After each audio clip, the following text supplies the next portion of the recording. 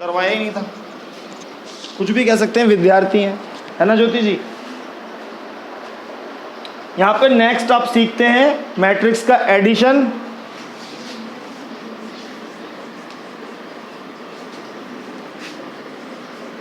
देखो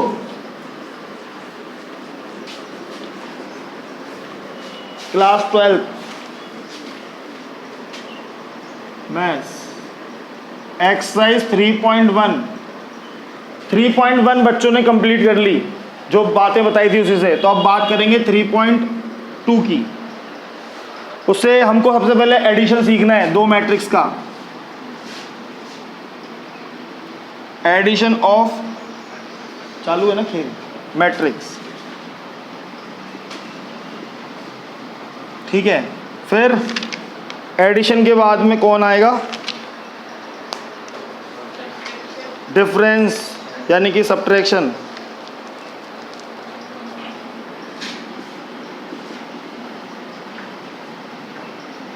फिर कौन आएगा, multiplication, product of scalar matrix.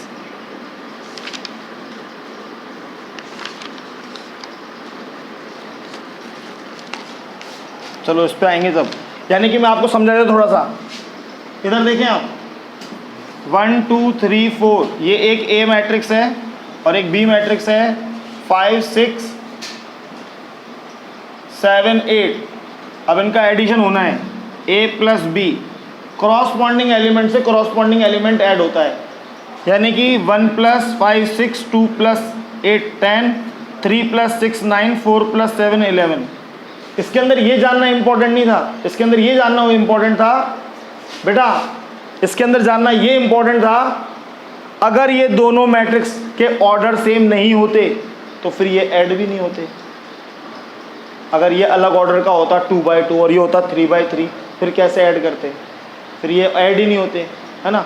यानी कि एक चीज़ समझ में आती है कि ऐड करने के लिए जो मैट्रिक्स हैं उनका ऑर्डर सेम होना ज़रूरी है, ये समझ में आता है, ठीक है ना।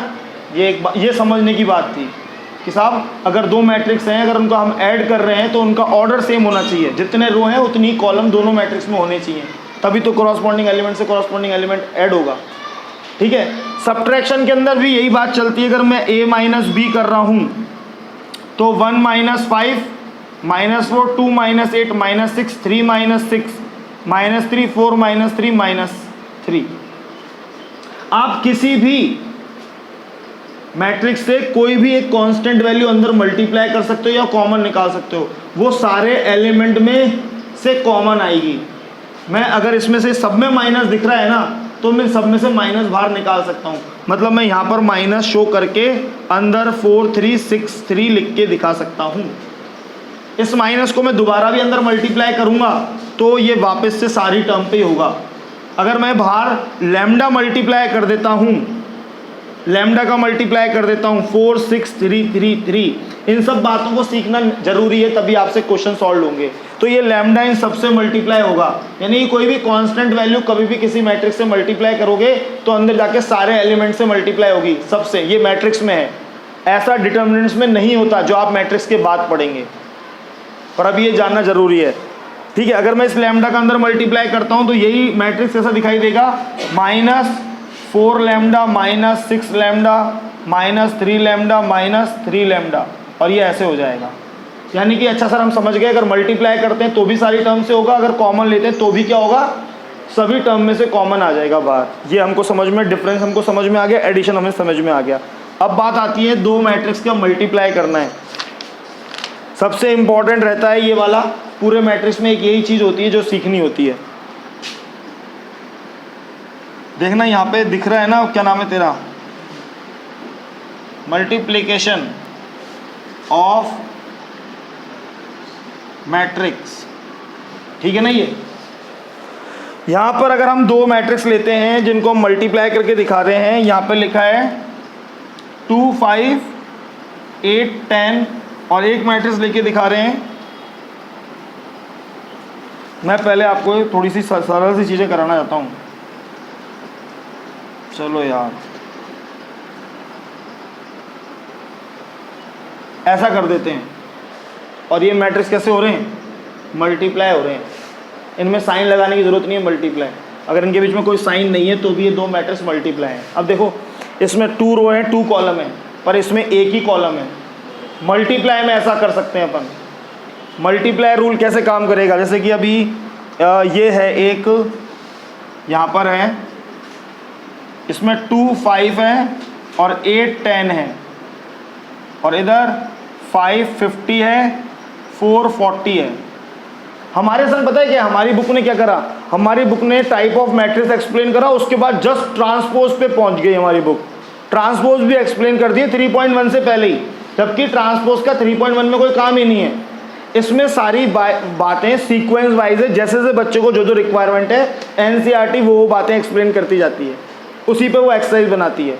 हमारी बुक में और इस बुक में सम एक जैसे ही हैं, अगर हमको इसके आते हैं तो उसके भी आते हैं, मैट्रिक्स में ऐसा फ़र्क नहीं पड़ता है ना। अभी हम क्या सीख रहे हैं, प्रोडक्ट रूल मैट्रिक्स के अंदर। इसमें क्या होता है, रो एंड कॉलम मल्टीप्लाई होते हैं, ये रो और ये कॉलम मल्टीप्लाई होंगे। इसका मतलब यह है कि जो लेटे हुए थे उनको भी खड़ा कर देना है और कॉरस्पॉन्डिंग एलिमेंट से कॉरस्पॉन्डिंग एलिमेंट को मल्टीप्लाई करना है। वापस सुन लो काजल जी, जो ये लेटा हुआ है ऐसे रो है, इसको ऐसे खड़ा कर देना है और फिर इससे इसका मल्टीप्लाई करके ऐड करना है। मतलब अगर मैं ये ए मैट्रिक्स है और ये बी मैट्रिक्स है और इन दोनों को मल्टीप्लाई कर रहा हूँ, ए बी फाइंड कर रहा हूँ, तो प्रोडक्ट ऐसे होगा 2 5 10 और 5 5 25 और बीच में प्लस का साइन आएगा। इसको कहते हैं रो इनटू कॉलम, ठीक है। फिर इस रो का दूसरा कॉलम होता तो उससे भी मल्टीप्लाई होता, पर वो है नहीं।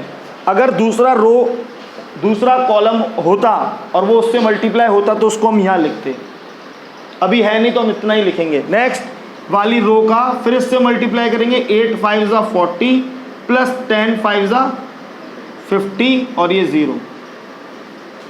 ए बी 10 260 अपॉन 540। सर 10 कॉमन आ सकता है क्या, आपने बोला सारे एलिमेंट में से आ रहा हो तो ले सकते हैं, मैंने कहा हाँ ले सकते हैं। 10 26 भी आ रहा है ना, और क्या नहीं आ रहा, 52 होता है तो 26 और यहाँ क्या आ रहा है 54। 2 आ रहा होगा, 13 और 27 बन जाएंगे, 20 ले लेते, 13 और 27। समझ रहे हैं आप क्या दिखा आपने देखा कि सर जब आपने 2x2 के मैट्रिक्स को, है ना, ये कौन सा है, इसमें 2 रो हैं और एक कॉलम है, 2/1 से मल्टीप्लाई किया, आपने क्या देखा, ये इसका मल्टीप्लाई इंपॉर्टेंट नहीं था, वो तो आपने मल्टीप्लाई तो खैर इंपॉर्टेंट था, ऐसा कैसे कह रहा हूँ मैं। आपको और भी क्या देखना है, आप ये बारीक बातें होती हैं जब आप वो मेंस का एग्ज़ाम दे रहे होते हो और उनमें बातें पूछी जाती हैं, तो ये होती हैं वो, पता है उनमें वो बातें होती हैं जो आप छोड़ते हो पूरे साल भर, जो हम छोड़ते हैं, हम नहीं, मतलब आप छोड़ते हो जो पूरे साल भर, वो बातें उसमें पूछता है, वो होती बुक में सही है। यानी कि अगर हमने इसको ढंग से पढ़ा है, अगर हम अपने 12th के एग्ज़ाम के बाद वापस अपनी एनसीईआरटी लेके बैठते हैं और हम फिर उसकी एक एक बात को छानते हैं, तो डेफिनेटली आप मेंस में अपना नंबर निकाल के आप एनआईटी तक बड़ी इजीली इसी से पहुंच सकते हो। तो फालतू में इतना बड़ा अडम्बार इकट्ठा करके लाखों रुपए लूटने का जो काम बना रखा है ना, वो ऐसा है नहीं। वहाँ पे पहुँचने के लिए पहली बात तो एक क्वालिटी चाहिए, अगर वो क्वालिटी बच्चा डिज़र्व करता है तो वो अपनी एनसीईआरटी पढ़ करके वहाँ पे पहुँच जाएगा। इसमें कोई फिर आपको एलएन की ज़रूरत नहीं पड़ रही। और क्या भौकाल बना रखा है, देखा ना आप लोग तो जाके आए हो, क्या भौकाल बना रखा है, बिल्डिंग के ऊपर बिल्डिंग बन रही है, बिल्डिंग के ऊपर बिल्डिंग बन रही है साहब, और बच्चे आ रहे हैं, बस पैसे दे दो। क्या देखा, देख 2/2 और 2/1, मतलब ये तेरा मान ले m क्रॉस n और ये तेरा p क्रॉस q। तो जब दो ऐसे मैट्रिक्स मल्टीप्लाई हुए तो जो मैट्रिक्स बन के आया वो कैसा बन के आया, एक का ही बन के आया वो, मतलब 2 रो है 2 क्रॉस 1। तो क्या होता है, जब ऐसा होता है तो इसका तो m आता है और इसका क्या होता है, क्यू आता है। m क्रॉस क्यू होता है। अगर कोई आपको, अब कोई, ये तो आपने सीख लिया यहाँ पे प्रैक्टिकल में, अब आपको वो कहता है कि ए मैट्रिक्स है ए आई जे और उसका ऑर्डर है m क्रॉस, या यहाँ पे बोल देता है a क्रॉस b, और एक मैट्रिक्स है b आई जे और उसका ऑर्डर है p क्रॉस q। तो ए बी जो मैट्रिक्स बनेगा उसका ऑर्डर बताओ। तो अब आप क्या जानते हो, ए और बी दोनों मल्टीप्लाई हुए हैं, और सर ने बताया था कि जब दो मैट्रिक्स मल्टीप्लाई होते हैं तो इसका तो m आता है और इसका q आता है, तो आप फट से बोल दोगे इसका ऑर्डर होगा ए क्यू। आप जानते होगे। तो अगर ऑर्डर सेम है तो फर्क ही नहीं पड़ता ना, आपको पता ही नहीं चलेगा। ऑर्डर सेम है, जैसे यहाँ पे ऑर्डर सेम है 2 क्रॉस 2 क्रॉस 2, जो बनेगा वो भी 2 क्रॉस 2 बनेगा, वहां तो फर्क ही नहीं पड़ेगा। पर अगर वो ऑर्डर बदल दिया है, यहाँ पे ए क्रॉस बी और यहाँ पे पी क्रॉस क्यू लिखा है, इसका मतलब इनके नंबर अलग हैं, तब क्या नया ऑर्डर आएगा, वो तो आपको जब पता लगेगा, जब आप प्रैक्टिकल करके देखोगे या फिर आपने थ्योरी में पढ़ रखा होगा। तो मैंने यहाँ पर आपको एक ऐसा मैट्रिक्स लिया है जो 2/2 का है, एक ऐसा लिया है जो 2/1 का है। प्रैक्टिकल करके आपने देखा अरे 2 क्रॉस 1 आ रहा है। अब ये बात अलग है कि आप ये कह सकते हो कि ये 2 ये वाला है कि ये वाला है, हमें कैसे पता, ये बोल सकते हो, ये तो ज़रूर बोल सकते हो। तो अपन ऐसा करेंगे, कोई और लेंगे जिसमें यहाँ पर 2/3 लेंगे, यहाँ पर कुछ और लेंगे, फिर मल्टीप्लाई के देखेंगे, फिर पता चलेगा साला 2 कौन सा वाला आता है। जब मुझे पता है ये वाला आता है m क्रॉस q। क्लियर है। ऐसे क्वेश्चन चाहे बोर्ड में 1 मार्क्स के बने, चाहे बोर्ड में बने ही नहीं पर एक टॉपिक डिस्कस कर रहा हूँ तो मेरा बनता है। पॉज करो, मार्कर कहाँ रखा। ये क्रॉस ऐसे होता है, फिर ए क्रॉस ऐसे होता है मल्टीप्लाई, रो इनटू कॉलम। अब 2/2 का करके दिखा रहे हैं, 2 5 ज़ा 10, 5 5 ज़ा 25। ये एलिमेंट इससे और ये एलिमेंट इससे, ठीक है। अगेन रो इनटू कॉलम, अब ये इससे होगा 2 4 ज़ा 8, 5 4 ज़ा 20। बड़ा कंफ्यूजन होता है इसमें स्टार्टिंग में बच्चों को। हाँ 200, एक रो को एक कॉलम से मल्टीप्लाई करना है और यहाँ लिखना है, फिर उसी रो को दूसरे कॉलम से मल्टीप्लाई करना है और उसके आगे लिखना है, इसी में नहीं लिखना, ये अलग एलिमेंट हो गया। अब रो इनटू कॉलम, 8 5 ज़ा 40 और ये 500। अब रो इनटू अगेन दिस कॉलम, 8 4 ज़ा 32 प्लस 400, ऐसे हो जाएगा 260 90 280। कहाँ पे 50 में 8 5 तो 40 रहेगा, ये आएगा 500, और इधर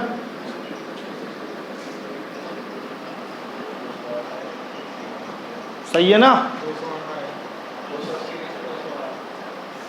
208।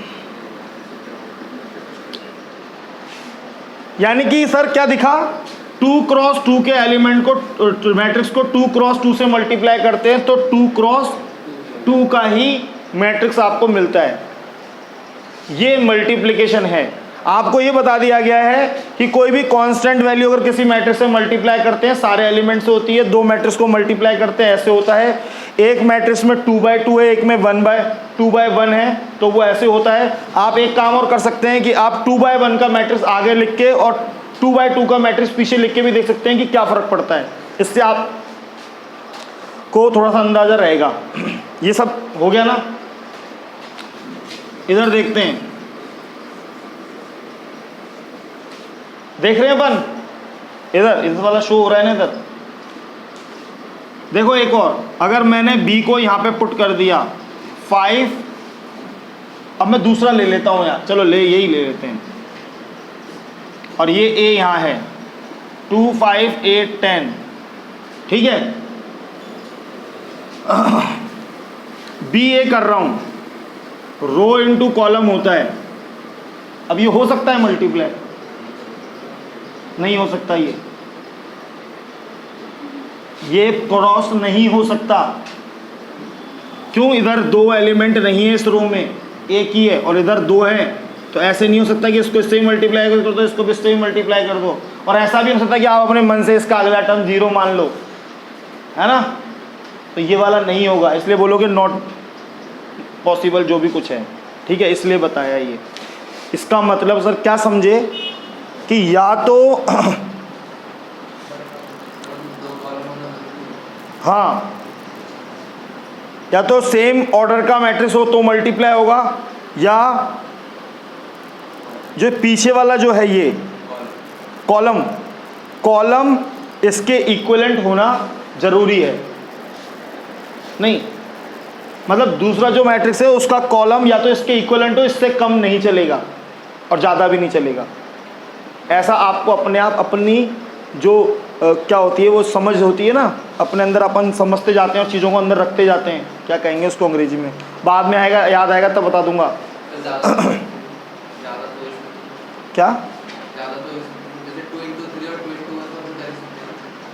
अगर अब यहाँ पे 3 हो जाते 3 कॉलम मतलब 2/1 ये 2 रो और 1 कॉलम है, अगर यहाँ पे 2 कॉलम हो जाते तो अपन कर सकते हैं, हाँ मतलब पर 2 से ज़्यादा हो जाते 3 तो 3 कॉलम 1 2 3 ये इससे ये इससे ये इससे, हाँ हो सकता है। यानी कि आप हाँ ये अपनी ऑब्जर्वेशन आपको अपने पास रखनी है। यानी कि क्या होगा जब दो मैट्रिक्स मल्टीप्लाई हो रहे हैं तो जो n है नंबर ऑफ कॉलम वो या तो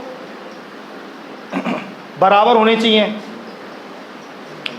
इसमें क्या हुआ, इधर कौन सा मैट्रिक्स है और इधर क्या है 2/2, यानी कि जो आगे वाला मैट्रिक्स है उसका कॉलम का नंबर इस वाले से कम नहीं होना चाहिए, अगर है तो फिर प्रोडक्ट नहीं होगा।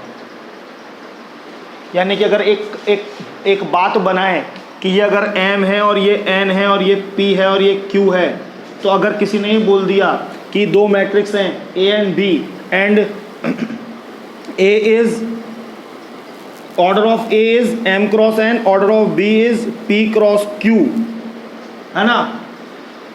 अब ऐसे बोल दिया उसने m is less than q, m is less than q, now A B, अब वो कुछ भी पूछ सकता है, ए बी क्या होगा, ए बी का आंसर m क्रॉस n होगा, या क्या बनाया था जो भी बनाते हैं अपन, इधर से ये लेते हैं इधर से लेते हैं, m क्रॉस q होगा या m क्रॉस n होगा या p क्रॉस q होगा या नन होगा। तो आप क्या आंसर बोलोगे, नन बोलोगे, क्योंकि आपको पता है कि प्रोडक्ट ही नहीं हो पाएगा और ये आपके ऑब्जर्वेशन से आया, आपने ऐसा करके देखा है।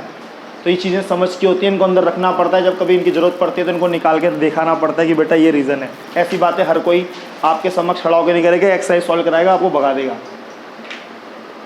है ना।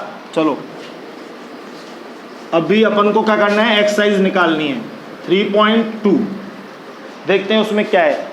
एक्सरसाइज कर देते हैं फटाक से यार, क्या है बच्चे भी बोर हो रहे हैं, क्या खून पी रहा है, उनको मतलब ही नहीं है इन सब बातों से, बच्चों केवल ही देखना ये।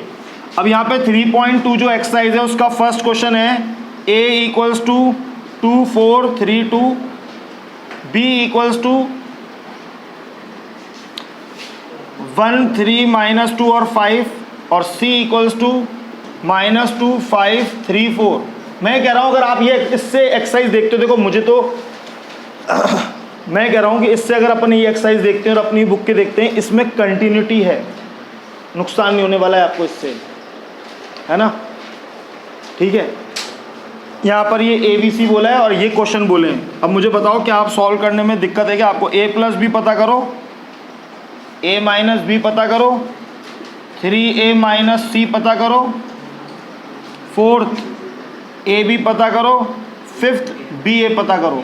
मैंने अभी जितनी भी एक्सप्लेनेशन दी उसमें सारी चीज़ें करके दिखा दी आपको, नहीं दिखाई।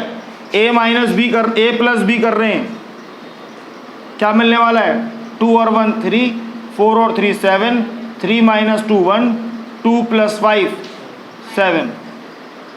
माइनस में तो डिजिट थी इसलिए माइनस किया, ये a प्लस बी आ गया। a माइनस बी कर रहे हैं 2 - 1 1, 4 - 3 1, 3 - -2 5, 2 - 5 -3। कोई दिक्कत है। अब अपन इधर कर रहे हैं 3a माइनस सी, इसका मतलब सर ने बोला था कि a को 3 से मल्टीप्लाई करना पड़ेगा, और जब ऐसे करते हैं तो अंदर की सारी डिजिट से मल्टीप्लाई होता है। तो 3a का मतलब हो जाता है 3a का मतलब हो जाएगा 3 2 ज़ा 6, 3 4 ज़ा 12, 3 3 ज़ा 9 और 3 2 ज़ा 6 माइनस सी माइनस करना है, सी है ये -2 5 3 4 कितना आएगा माइनस माइनस हो जाएगा 8, 12 माइनस 5 हो जाएगा 7, 9 माइनस 3 हो जाएगा 6, 6 माइनस 4 हो जाएगा 2। आ गया था, मैच कर लेना। ये कौन सा आंसर आया है 3a माइनस सी, और ए बी करना है ए बी, ऐसे ज़्यादा अच्छा समझ में आता है बच्चों के। ए लिख लेते हैं 2 4 3 2 और बी लिख लेते हैं 1 3 -2 और 5। वैसे जो एक्सरसाइज चल रही है वो एनसीईआरटी की है, आप इनको देख करके मैट्रिक्स सीख सकते हैं और अपनी बुक के भी सम सॉल्व कर सकते हैं, वो भी एक्सरसाइज भी सॉल्व कराई जाएगी। इसमें सारा सीक्वेंस है, इसलिए आपको ऐसे बताया जा रहा है। a क्रॉस b, 2 1 ज़ा 2, 4 2 ज़ा 8 माइनस का, फिर रो इनटू कॉलम 2 3 ज़ा 6, 4 5 ज़ा 20, ये 3 1 ज़ा 3, 2 2 ज़ा 4 माइनस का, 3 3 ज़ा 9, 2 5 ज़ा 10, ए बी -6 26 -1 19, ये ए बी आया है। बी ए फाइंड करना है, बी को आप आगे लिखेंगे 1 3 -2 एंड 5, ए पीछे लिखेंगे 2 4 3 2, बी ए वही होना है 1 2 3 + 3 9, 3 3 ज़ा 9, फिर रो इनटू कॉलम करना है 4 1 ज़ा 4, 3 2 ज़ा 6, फिर रो इनटू कॉलम करना है 2 2 ज़ा 4 माइनस का, 5 3 ज़ा 15, फिर रो इनटू कॉलम करना है -8 + 5 2 ज़ा 10। कोई गलती हुई है? बी ए 11 10 11 2, सारे आंसर मैच किए जा सकते हैं। नींदें ले रहे हैं लोग तो।